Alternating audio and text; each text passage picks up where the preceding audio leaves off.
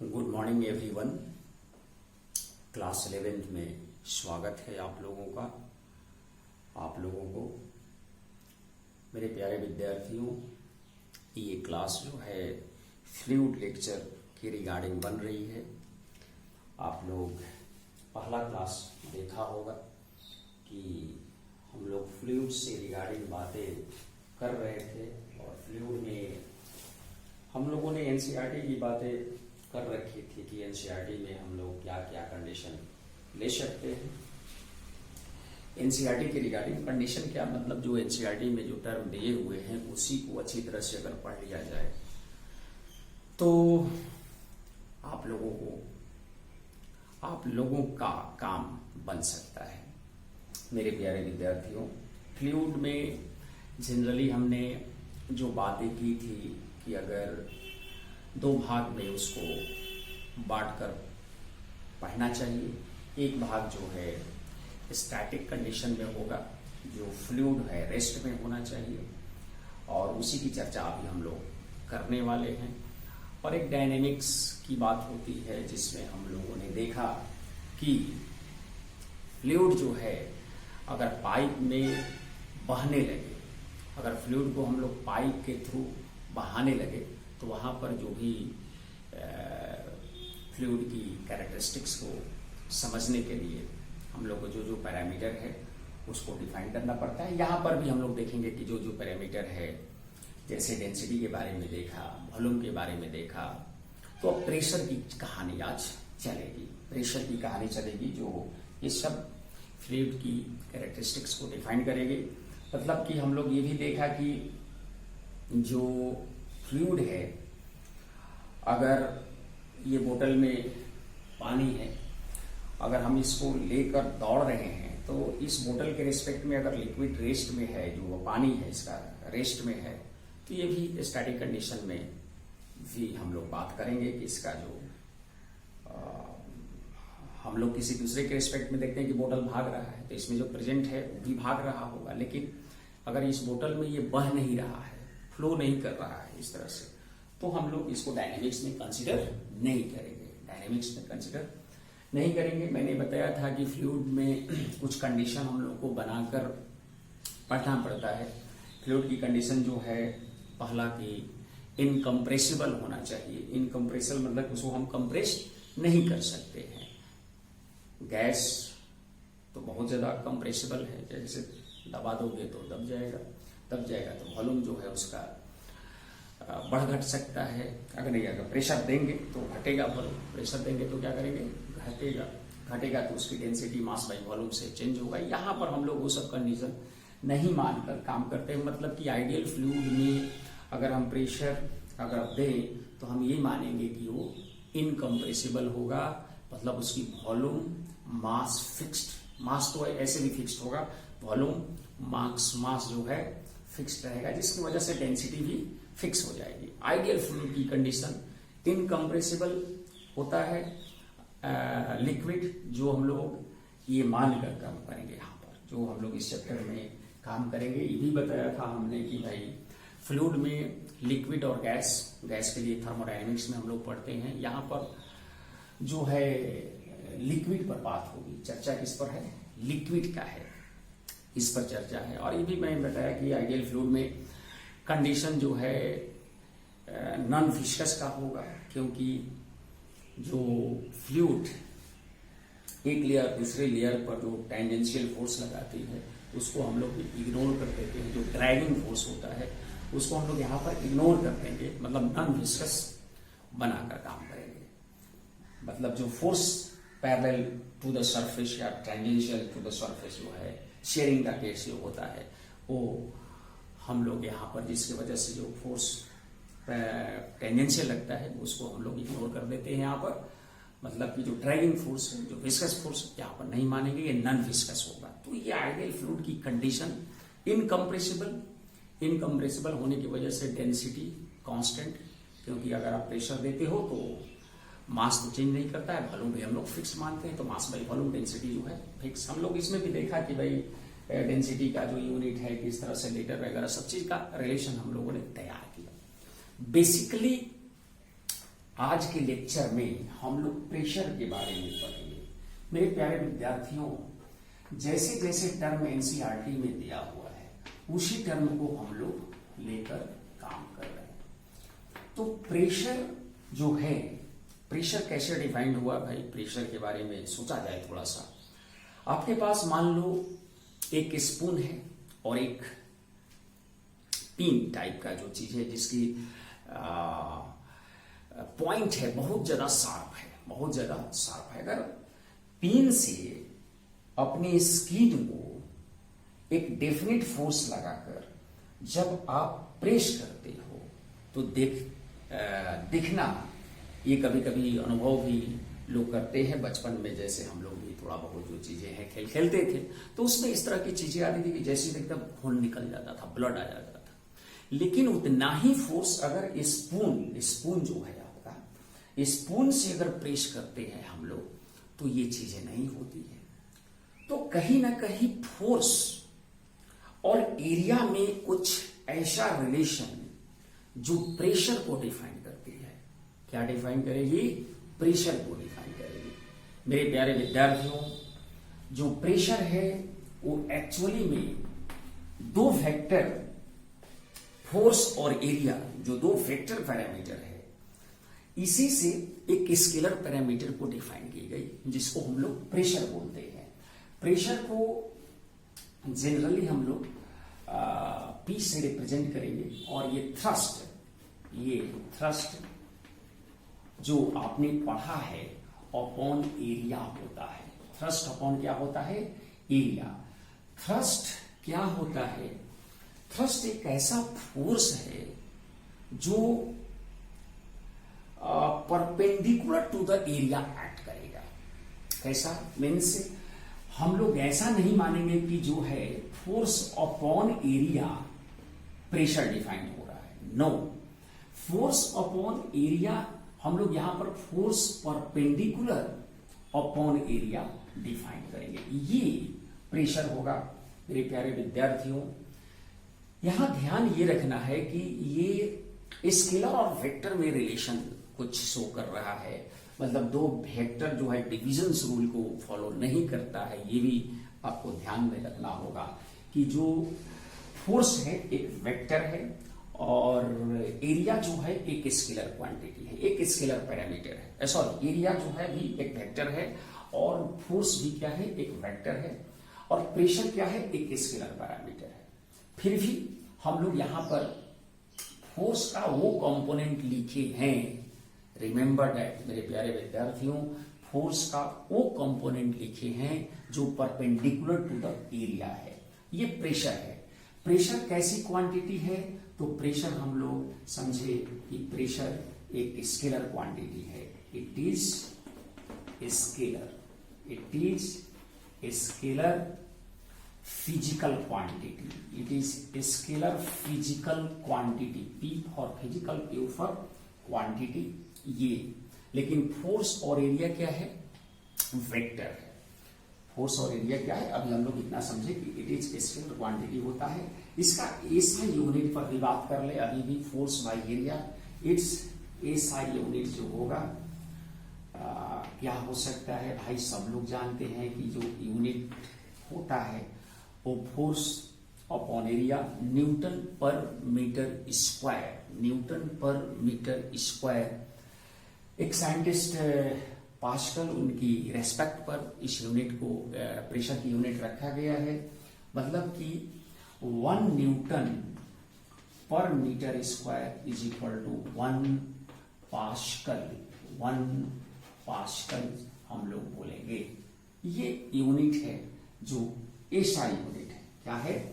SI unit है। इसके बारे में हम लोग समझ सकते हैं। देख लीजिएगा आप लोग, जो मैंने लिखा है आपको पूरी तरह से चीजें को विजुअलाइज होना चाहिए, जो चीजें हमने यहां पर कहा है। मेरे प्यारे विद्यार्थियों, हम लोगों ने देखा कि जो प्रेशर है वो force perpendicular to the area है। यूनिट्स की चर्चा हो रही है तो पास्कल्स जो है, बार भी यूनिट होता है, बार भी होता है, एटीएम भी होता है। और यूनिट इसका होता है जैसे यूनिट बार भी बोलते हैं हम लोग, और वो एटीएम भी प्रेशर होता है, यूनिट होता है प्रेशर का, जो एटमॉस्फेरिक प्रेशर है, हम लोगों पर जो 1 एटीएम का प्रेशर हमेशा रहता है। 1 एटीएम इज इक्वल टू, हम लोग ये भी समझ सकते हैं, ये कुछ यूनिट है जो हम लोग को जानना चाहिए। 1 ATM is equal to 1.01 into 10⁵ pascal बोल सकते हैं, या न्यूटन पर मीटर स्क्वायर, या इसको पास्कल भी हम लोग बोल सकते हैं। न्यूटन पर मीटर स्क्वायर को पास्कल्स हम लोग यहाँ लिख ही दिए हैं, पास्कल्स बोल सकते हैं। एटीएम का इतना प्रेशर हम लोगों पर हमेशा ये प्रेजेंट रहता है, मीन्स ये समझना चाहिए हम लोगों को। मेरे प्यारे विद्यार्थियों, ये जो टर्म हमने लिखा है आप लोग देख लें, इस चीज को लिख लें, क्योंकि ऐसा ना हो कभी कभी कुछ बच्चे का ये आया कि सर आप लिखते हैं तो कुछ दिखाई नहीं देता है और आप मिटा देते हैं, इसलिए हमने थोड़ा जो है आप लोगों का समय दे दिया है। आप पॉज करके इस चीज को नोट कर सकते हैं जो चीजें हैं। तो एटीएम बार ये सब जो है ये यूनिट है, 1 एटीएम इतना होता है। बार 1 बार, टॉर में भी है 1 एटीएम, मतलब कि जो प्रेशर है बेटा वो 1 एटीएम को 760 mm ऑफ HG भी कहा जाता है, या 76 सेंटीमीटर ऑफ HG जो है कहा जाता है। मतलब जो धीरे धीरे हम लोग देखेंगे तो ये कहानी जो है समझ में आएगी। ये चीज हम लोग समझ चुके हैं कि जो यूनिट्स के बारे में बातें हो रही है, और यूनिट आपने देखा।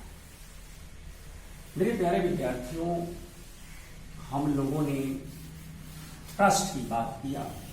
अगर थ्रस्ट की कहानी ऐसी है तो आप हम लोगों को हम समझना चाहिए कि अगर किसी पर्टिकुलर एरिया, जैसे मान लो ये समझे कि अभी हमने बताया कि जो फोर्स है, फोर्स की बात करें, जैसे ये देख रहे हैं आप, इस चीज को देख लें, यहाँ पर हम लोग एक शार्प पॉइंटेड नाइट को जो है इसको फोर्स से अंदर जो है इसको हम लोग ठोक दिए हैं इसमें। तो कहने का मतलब ये है बेटा कि अगर हम लोग उसकी एरिया को बढ़ा दें, तो एरिया को बढ़ा दें मतलब कि प्रेशर जो है, थ्रस्ट है, means force perpendicular by area है।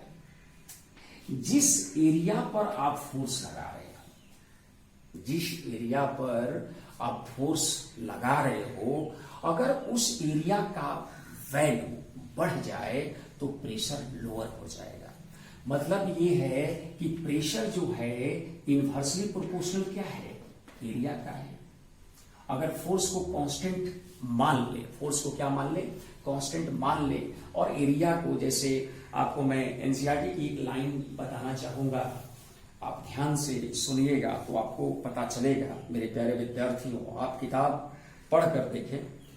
जैसे कहता है ये कि if an elephant were to step on a man's chest, देखिएगा ये जो लाइन है, his ribs would crack. A circus performer across whose chest is large, light but strong wooden plank is placed fast वाले जो large area का light जो है Planck को रखता है और इसके बाद एलिफेंट को पास कराता है, तो देखना वो इजीली पास कर जाता है। क्योंकि प्रेशर, सबसे खेल क्या है, प्रेशर का। मेरे प्यारे विद्यार्थियों, ये प्रेशर जो है ये वेरी इंपॉर्टेंट रोल रख रहा है। अब मान लो कि हम ये बात करें कि प्रेशर जो है इनवर्सली प्रोपोर्शनल टू एरिया है। मीन्स एक और कहानी में इसमें जो बातें हैं वो चीजें को बहुत अगर अच्छी तरह से पढ़ते हैं तो आपको पता चलेगा कि force and coverage area are important. Pressure के लिए जो फोर्स है और जो कवरेज एरिया है वो बहुत क्या है, इंपॉर्टेंट है। Then the area on which force act greater is the impact. अगर हम एरिया को घटा दें तो जो उसी फोर्स का इम्पैक्ट जो है काफी ज्यादा होता है, तो हम लोग बोलते हैं कि प्रेशर ज्यादा हो गया है, प्रेशर क्या हो गया है, ज्यादा हो गया है। विच an object submerged in liquid fluid, liquid या फ्लूइड कुछ भी बोल सकते हैं, fluid at rest the fluids exerts a force on its surface. This force is always normal to the object surface. This is so because, एक minute चश्मा थोड़ा लगा ले तो ज्यादा बेहतर चीजें जो है हम रीड कर लेंगे। मेरे प्यारे विद्यार्थियों, आप लोगों को मैं इस तरह से व्यवस्था बनाने जा रहा हूं कि आप लोगों के अंदर जो भय है फ्लूइड के प्रति वो बिल्कुल खत्म हो जाए। जिस तरह से आप काइनेमेटिक्स सोचते हैं, जिस तरह से आप फोर्स न्यूटन्स लॉ की कहानी को सोचते हैं, चाहे रिजिड बॉडी डायनामिक्स को सोचते हैं, उसी तरह से आप यहाँ पर भी सोचने लगे। मेरे प्यारे विद्यार्थियों, इसमें एक लाइन स्टेटमेंट और मैं पढ़ना चाहूंगा कि when an object is submerged in a fluid at rest the fluid exerts a force on its surface. मैं दिखा रहा हूं आपको, on its surface. This force is always normal to the object surface. This is so because if there were a component of force parallel to the surface, the object will also exert a force on the fluid parallel to it. As a consequence of Newton's third law, this force will cause the fluid to flow parallel to the surface. Since the fluid is at rest, this cannot happen. Hence, the force exerted by the fluid at rest has to be perpendicular to the surface in contact with it. This shown in figure. देखिए यहाँ पर figure में बिल्कुल चीजें जो है clear. आप NCERT की किताब देखेंगे तो आपको चीजें जो है वेरी वेरी क्लियर होगा। हम लोग जिस तरह से बच्चे के माइंड में मैसेज को प्रॉपर ढंग से जाना चाहिए कि जो प्रेशर है वो किस तरह से जो चीजें हैं डिफाइंड होती है, तो हम लोग ने देखा कि thrust upon area is known as, और थ्रस्ट किसको कहा गया, ये चीजें हो गया। मेरे प्यारे विद्यार्थियों, आप अगर ऐसा समझे कि अगर हम लोग इस पर्टिकुलर एरिया पर एक फोर्स इधर से ऐसे लगाते हैं, ये फोर्स ये पर्टिकुलर एरिया मान लीजिए है, ये पर्टिकुलर एरिया मान लीजिए है, तो अभी के सिचुएशन में ये जो फोर्स है, ध्यान दीजिएगा, अभी के जो सिचुएशन में जो ये फोर्स है, इस पर्टिकुलर एरिया पर जो प्रेशर एक्सर्ट करेगा वो क्या होगा, फोर्स बाय एरिया होगा। अब ये परपेंडिकुलर टू द एरिया हमने फोर्स लगाया भी है, तो इसमें कोई दिक्कत नहीं है। मेरे प्यारे विद्यार्थियों, कभी कभी बच्चे जैसे ये कंफ्यूजन क्रिएट होता है बच्चे के अंदर, जैसे मान लीजिए कि हमने ये एरिया लिया, इस पर्टिकुलर एरिया पर हमने फोर्स टेढ़ा लगाया है, फोर्स क्या लगाया है, टेढ़ा लगाया है, और ये फोर्स इस जो सरफेस से भी एंगल बना सकता है, इस सरफेस से भी क्या बना सकता है, एंगल बना सकता है। जैसे मैंने मान लिया कि ये सरफेस से एंगल अल्फा बनाया है और इस नॉर्मल से एंगल बीटा बनाया है, ये जो एरिया नॉर्मल है उससे जो है ये नॉर्मल है, उससे बीटा है, मीन्स अल्फा प्लस बीटा जो है हम लोग 90 डिग्री की बात सोच सकते हैं। मेरे प्यारे विद्यार्थियों, ये फोर्स है, इस एरिया पर बात हो रही है, तो यहां पर जो प्रेशर डिफाइंड होगा तो क्या तो आप कहोगे ये बीटा एंगल है, ये क्या है, बीटा है। तो इस फोर्स का जो वो कंपोनेंट जो इस सरफेस एरिया के परपेंडिकुलर है वो इस एंगल से लिखे तो हम बोलेंगे कि F cos beta upon area, F cos beta upon area. आप जानते हैं ये बीटा की वैल्यू 0 होगा तो सबसे मैक्सिमम फोर्स लगेगा, क्योंकि कॉस 0 की मैक्सिमम वैल्यू 1 होता है। जैसे जैसे ये बीटा बढ़ता जाए, मतलब कि ये जो फोर्स जो है ये पैरेलल टू द सरफेस बनता जाए, अगर पैरेलल टू द सरफेस हो जाए, ये force parallel to the surface हो जाए तो प्रेशर वैनिश हो सकता है। प्रेशर क्या हो सकता है, वैनिश हो सकता है। मेरे प्यारे विद्यार्थियों, अगर हम लोग यहां पर बात करें इस पर्टिकुलर केस में, मैं आपको दिखाऊं कि अगर सर आप कहना ये चाहते हैं कि अगर ये एरिया है और ये एरिया जो है, अगर हम लोग ऐसे देखें कि ये फोर्स एंगल बीटा बना हुआ है, तो इसका दो कंपोनेंट, एक इधर और एक इधर। इस फोर्स का दो कंपोनेंट, आप ऐसे देखो, ये फोर्स ऐसे लग रहा है, इसका दो कंपोनेंट, एक इधर और एक इधर। तो एक कंपोनेंट जो है, एक कंपोनेंट जो है ये बीटा, ये एफ कॉस बीटा आ गया यहां पर, और एफ साइन बीटा आ गया। तो क्या ये प्रेशर बना सकता है क्या, जो सरफेस के पैरेलल कंपोनेंट है? जी नहीं। मतलब इससे कोई प्रेशर एक्सर्ट नहीं होने वाला है, प्रेशर एक्सर्ट नहीं होने वाला है, यही फोर्स प्रेशर एक्सर्ट कराएगा। और आप देख सकते हैं कि जो कॉस बीटा है उसकी जो वैल्यू है, अगर 0 डिग्री होना, 0 डिग्री होने का मतलब क्या है, 0 डिग्री होने का मतलब बेटा ये परपेंडिकुलर टू द सरफेस आ जाएगा, और वही सबसे मैक्सिमम प्रेशर उस पर्टिकुलर एरिया पर है, उस पर्टिकुलर एरिया का है। कभी कभी बच्चे इस तरह से भी सवाल करते हैं कि सर इसी फोर्स को हम इस एरिया का कंपोनेंट ले लें, एरिया का कंपोनेंट ले लें, तो मेरे प्यारे विद्यार्थियों, अगर कोई ऐसा सोचे कि हम प्रेशर को सर ऐसा लिखना चाहते हैं, देख लीजिए पहले ये सारी चीजें जो है आपको समझ में आनी चाहिए, ये चीजें आपको समझ में आनी चाहिए जो हम कहना चाह रहे हैं। मेरे प्यारे विद्यार्थियों, अगर आप बेसिक पर फोकस कर रहे हैं तो डेफिनेटली आप फ्लूइड क्या किसी भी टॉपिक को शानदार बना सकते हैं, उससे आपकी भय जो है निकल सकती है। तो सर, हाँ सर, बिल्कुल बिल्कुल सही सर आपने कहा, ये तो बिल्कुल अच्छा लग रहा है, इतना तो क्लैरिटीज जो है किताबों में भी नहीं दिया हुआ है।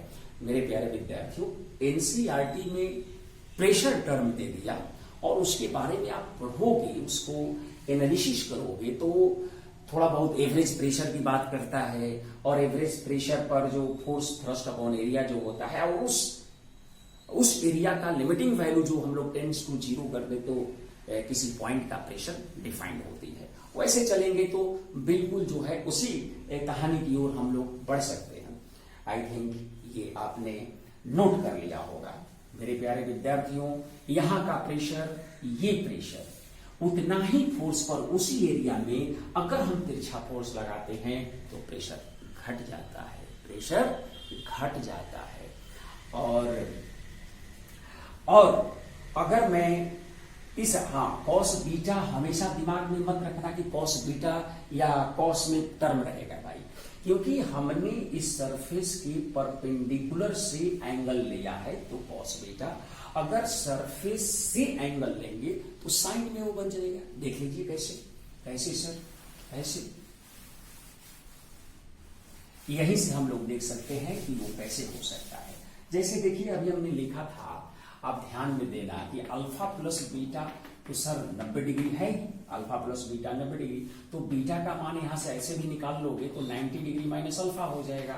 और इसी प्रेशर के जगह पर आप लिख लो इसको, तो now P is equal to इस प्रेशर, ये ध्यान रखिए कि ये एंगल कहां से लिखा गया है, बीटा जो है ये एंगल लिखे हम नॉर्मल से, मीन्स नॉर्मल से। तो इस बीटा को हम रिप्लेस करें तो एफ कॉस बीटा, बीटा की जगह पर क्या लिख सकते हैं हम लोग, 90 माइनस अल्फा।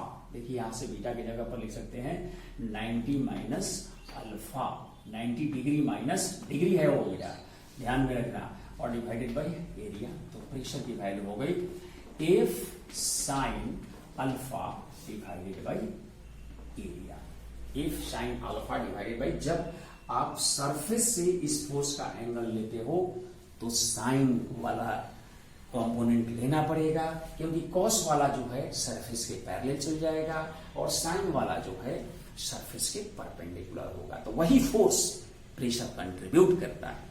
बिल्कुल सर, बिल्कुल समझ में आ गया सर। मेरे प्यारे विद्यार्थी, आगे हम लोग बढ़ें और देखें कि और जो प्रेशर है, हम लोग ये प्रेशर की कहानी को कैसे और समझने का प्रयास कर रहे हैं। तो आप कुछ लाइन लिख सकते हैं कि pressure stand for component of force perpendicular to the surface area. Pressure stand for क्या होगा? प्रेशर हम लोग कैसे डिफाइन कर रहे हैं कि वो फोर्स जो perpendicular to the surface area है डिवाइडेड बाय जिस एरिया पर लगा है उसी से भाग देते हैं।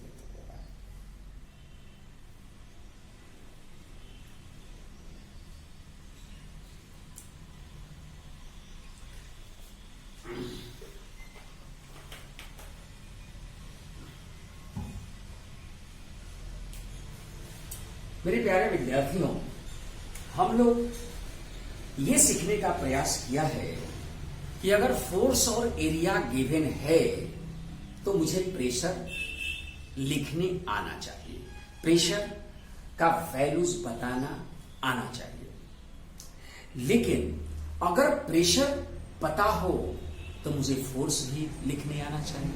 ये भी है कि अगर प्रेशर पता है तो हम लोग फोर्स भी निकाल सकते हैं। वो फोर्स वो निकलेगा जो परपेंडिकुलर टू द सरफेस होगा। मेरे प्यारे विद्यार्थियों, वेरी क्लियरली आप इस टर्म को समझेंगे तभी आपको यहां से सारी चीजें मिलेगी। मतलब कि अगर हमको प्रेशर पता हो तो जो फोर्स वहां से निकल कर आने वाला है वो perpendicular to the surface area, मतलब थ्रस्ट निकल के आएगा आपके सामने। अच्छा सर, ये बात बिल्कुल समझ में आया।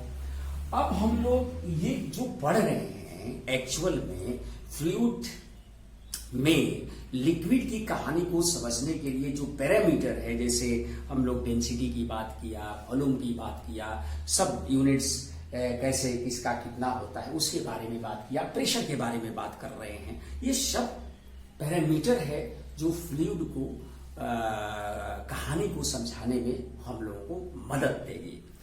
ओके सर, ठीक है सर, ठीक है सर, ये बिल्कुल हम लोगों को समझ में आ रही है और आप बता रहे हैं बहुत आसानी तरीका से हम लोग ब्रेन में सेट कर रहे हैं। अच्छा सर, बिल्कुल। अब हम लोग आते हैं कि जो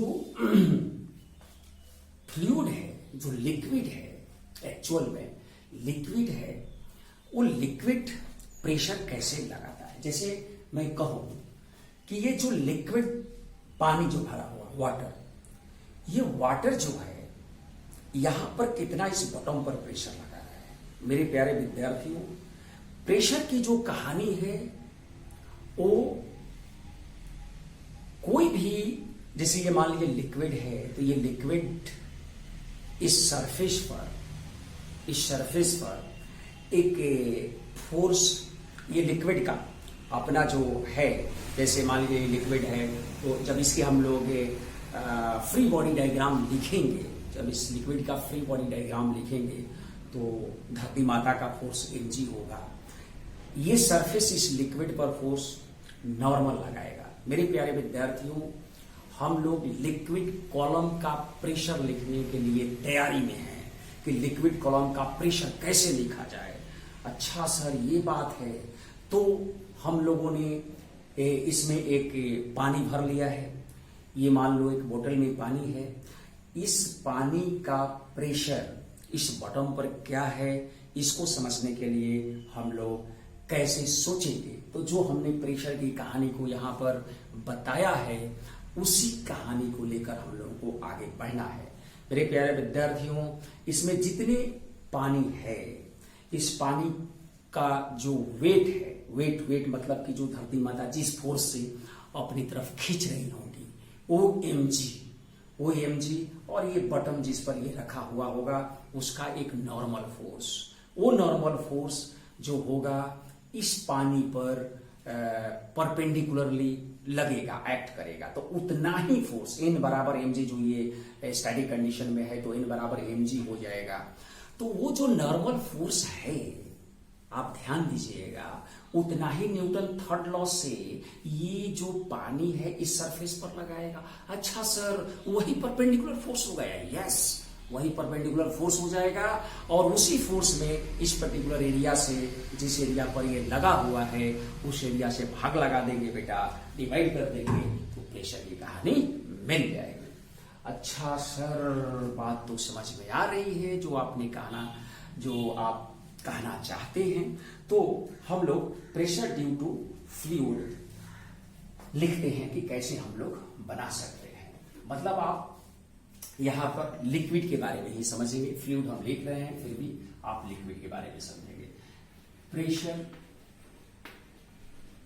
ड्यू टू फ्लूइड, फ्लूइड का प्रेशर जो है वो हम लोग कैसे आराम से धीरे धीरे हम लोग चीजें को पढ़ेंगे, क्योंकि हम लोग को बेसिक अगर ठीक हो जाए तो दुनिया का जो भी सवाल फ्लूइड से रिलेटेड होगा वो लगभग आप चीजें को बना सकते हैं। मान लो बेटा ये मैंने एक इसमें लिक्विड ले लिया है, समझो ये लिक्विड है और इसका जो ये जो बेस एरिया है ए बराबर ये एरिया है।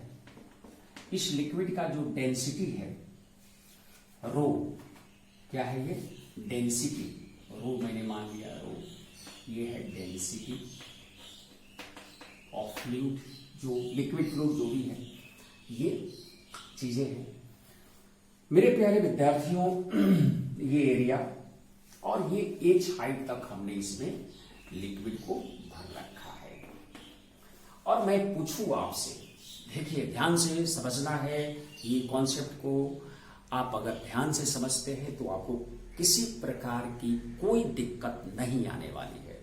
मेरे प्यारे विद्यार्थियों ये जो फ्लूइड हो मीन्स लिक्विड जो हमने माना जिसकी रो डेंसिटी है, अब बताओ कि हम इस फ्लूइड का जो एक हाइपोथेटिकल समझ लीजिए, इस तरह से आप एक इसमें का जितने भी मान लो इसमें है उसका मास को हम लोग यहां पर ले आकर बात कर रहे हैं। यहां पर हम लोग एक गोला में इसको फिक्स कर दिया, ये समझ लो ये फ्लूइड का है। अब इस फ्लूइड का जो मास है एम जो मास है वो डेंसिटी इंटू वॉल्यूम होगा। यस सर, ये मास की जो वैल्यू होगा डेंसिटी इंटू वॉल्यूम, वॉल्यूम भी। अच्छा इसकी वॉल्यूम कैसे लिख सकते हैं, एरिया इंटू हाइट। अच्छा sir, rho into area into height, ये वॉल्यूम हो गया, rho into area into height, जितना हाइट तक है। आइए बेस जो एरिया हम लोग लिख लिया, बिल्कुल सर। अब इसका जो वेट है, इसका एक विधि बनाए तो वेट जो है mg लगेगा, ठीक। और ये जो सरफेस है इस पर एक नॉर्मल रिएक्शन n लगाएगा। क्या लगाएगा, नॉर्मल रिएक्शन n लगाएगा। हम लोग ये मान लिए n लगाया तो n बराबर क्या होगा, mg के बराबर। फ्लूइड अगर रेस्ट में है तो n बराबर mg है। अच्छा सर, n बराबर mg। मेरे प्यारे विद्यार्थियों और m का मान है रो ए और एच, रो ए एच और ये जी लग गया यहां पर। बिल्कुल समझ में आ गया। अब इतना समझो कि ये सरफेस जितना इस फ्लूइड पर फोर्स लगाया है परपेंडिकुलरली, उतना ही न्यूटन थर्ड लॉ से ये फ्लूइड भी इस बेस एरिया पर फोर्स लगाएगा। सर वही फोर्स इन जो है ये पलट देगा, मतलब न्यूटन थर्ड लॉ जो है वो एक्शन रिएक्शन पेयर होता है तो डिफरेंट बॉडी पर लगता है, अपोजिट डायरेक्शन में लगता है। सर बिल्कुल समझ में आ गई कहानी जो आप कहना चाहते हैं। मतलब कि प्रेशर जो होगा इस बॉटम पॉइंट पर वो होगा मेरे प्यारे विद्यार्थियों, जो हम लोगों ने यहाँ पर काम कर रहे हैं वो क्या होगा, फोर्स परपेंडिकुलर बाई एरिया होगा। तो फोर्स परपेंडिकुलर यहाँ पर नॉर्मल फोर्स होगा क्योंकि इतना ही फोर्स ये जनरेट करेगा। तो ये प्रेशर जो है वो आप लिख सकते हो नॉर्मल की value rho a h g divided by area. Area ने एरिया को मार दिया। तो देखिए लिक्विड कॉलम का जो प्रेशर आया रो जी एच, ये लिक्विड कॉलम का प्रेशर है बेटा, ये फ्लूइड का प्रेशर है। ये टोटल प्रेशर बॉटम का नहीं है। टोटल प्रेशर मतलब कि जो एटमॉस्फेरिक प्रेशर लग रहा है P0, जो एटमॉस्फेरिक प्रेशर है, ये क्या है, एटमॉस्फेरिक प्रेशर। ये प्रेशर जो है इस प्रेशर को काउंट करके हम लोग टोटल प्रेशर बॉटम पर लिख सकते हैं P0 प्लस रो जी एच, ये टोटल प्रेशर जो बना यहां का बना, और इस लिक्विड कॉलम का जो प्रेशर है या फ्लूइड जो भी बोले उसकी वैल्यू रो जी एच है। मेरे प्यारे विद्यार्थियों, आज के लेक्चर में हम लोग अभी इतना ही सीखेंगे। अगले लेक्चर में हम लोग देखेंगे कि इसके आगे की कहानी कैसे आगे बढ़ती है। तब तक के लिए आप पढ़ते रहें, अच्छी तरह से पढ़ाई करते रहें। ध्यान रहे, जब भी आप वीडियो लेक्चर देखें, ईयरफोन लगा कर देखें, कॉपी कलम लेकर देखें, तो ज्यादा कंसंट्रेशन बढ़ेगा और चीजें आपको बिल्कुल सही तरीके से समझ में आएगी। पढ़ते रहें। थैंक यू, धन्यवाद।